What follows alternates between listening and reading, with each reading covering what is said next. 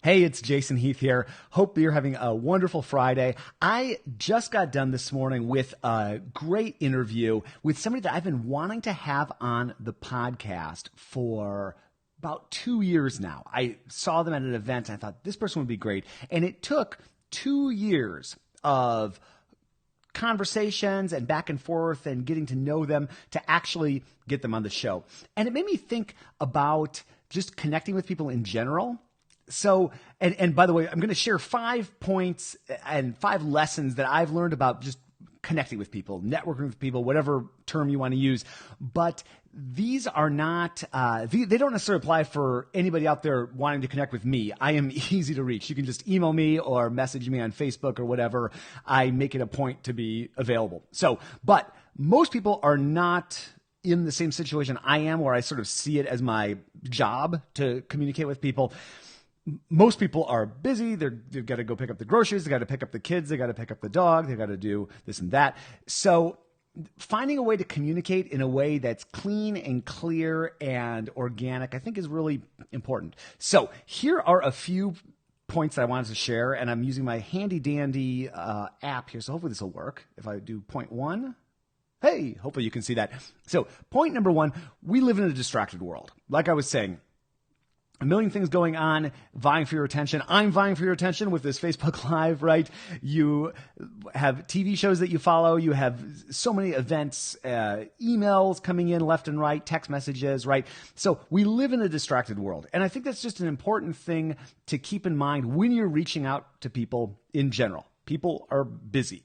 And if someone doesn't get back to you right away on social media, via email or phone call or whatever, just don't take it too personally. Think of that as the beginning of a journey. Like I was just saying earlier with this person, I'd been working on getting on the podcast for 2 years. Finally happened. I knew it would happen, but I knew it was going to be a process too. So just know we live in a distracted world, and not getting a response or even getting a no, you can think of that more as a not yet or revisit in the future.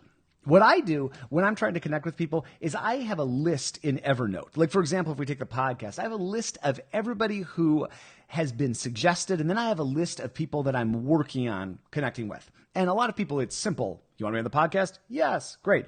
Some people, it's a little less simple.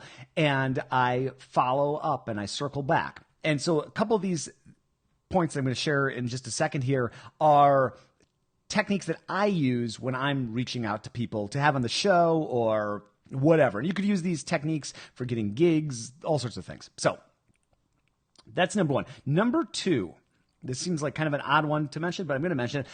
If you're trying to connect with someone and they have any sort of social media presence or a website or whatever, follow them. Follow them on Facebook, follow them on Twitter, follow them on YouTube, join their email list.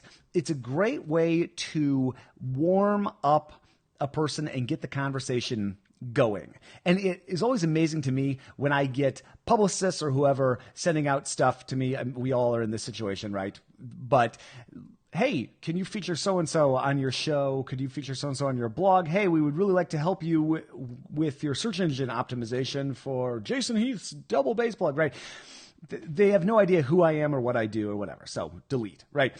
Following people, first of all, you just get to learn more about them, and that's a good thing. But then also, when you follow people and they put out content, whether it's email or social media or whatever, that gives you a chance to like and share and comment on their posts. And that's just a great way to get something going. Hey, this person seems interesting. I'd like to, maybe they could use me for a gig in the past. Maybe they could, or in the future, maybe whatever. It's just a good way to be able to have some interaction. So follow people on social media, follow them, especially if they have an email list. And when they send out an email to their list, reply.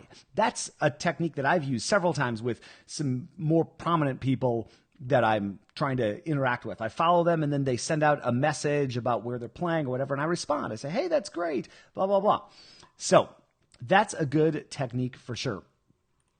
This is a key one. This is one that I've picked up from a variety of sources, but when you connect, provide value, and more specific, well, I'll get to the next one in a minute, but when you connect with somebody, hey, I get a lot of these kind of messages, like just a YouTube link, right, to something that somebody put out, which is great. And in my particular role, like in the base world, that's fine. You can just send me a YouTube link. But when I'm connecting with people, that's not like a super high level technique for connecting with somebody. Try to make their life easier, their life better. There's so many ways you can do this. I don't even know where to begin, but if you can, hey, here's a really interesting story that I think would be great for your blog. I get emails like that. That's wonderful. Hey, I really enjoy, someone showing that they have some awareness of what I do. And then I think that this would be great for your readers. I've packaged it up. You can use this text. You can share out this link if you want. That's great. Trying to find some way to just provide some kind of value. Keeping it directed on them and not on you is good. And now here's kind of the follow-up to that. Whenever you have any interaction with anybody, I think this is good in all areas of life, but whenever you have some sort of interaction, try to make sure that they get 51% of the benefit out of that relationship. At least. Okay. So when I have someone on my podcast, I'm providing some sort of benefit to them, hopefully by giving them some publicity or this sort of thing. But I'm trying to provide at least as much benefit and hopefully more benefit to them. Does it make sense? So back and forth, whatever interaction you have with somebody, just try to make sure that they're getting more out of it than you are from them. And I think that's just a great way to go forward, communicating with people in any sort of way. I think about it with my podcast all the time and various other aspects of my life. Now, you found somebody, you want to connect with them, you follow on social media, you've maybe emailed them back, you've sent a link or so, maybe they respond, maybe they don't. However you're communicating with people, shorter is better. Again, we live in a distracted world. Going back to point number one, keeping things concise and having a real clear call to action is key. And again, disclaimer, doesn't apply to me. When people join my email list, I ask them, hey, let me know about you. And people will send me pages and pages sometimes. And I love that. I totally want that. Please keep doing that. But when I'm trying to connect with somebody, Esperanza Spalding or Edgar Meyer in my world or whoever, keeping it 3 sentences, that's like about the most I want to send. And I like to, however I communicate with somebody, I like to have a link in there. And so I don't have to tell them my life story, but I can put a link to my website or a link to a post about something specific so that they can do a little bit of research and you just make it easy for them.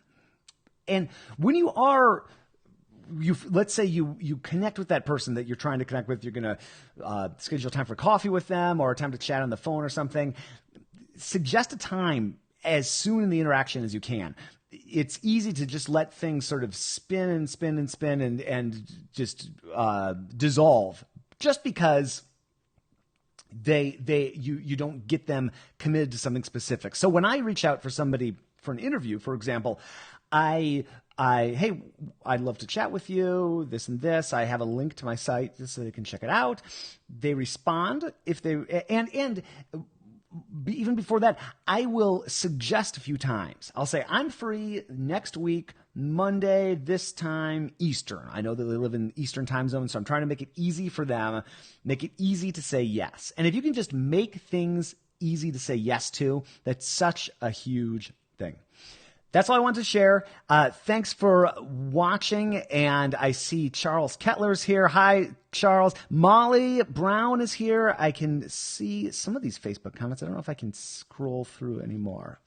Still learning how to use this app. Anyway, thank you for watching. Super appreciate it. Have a great weekend. Hope that weather's beautiful. It's beautiful out here in San Francisco. It's about 70 degrees and sunny. So I'm going to go kick back and relax. Take it easy. Have a good one. Bye-bye.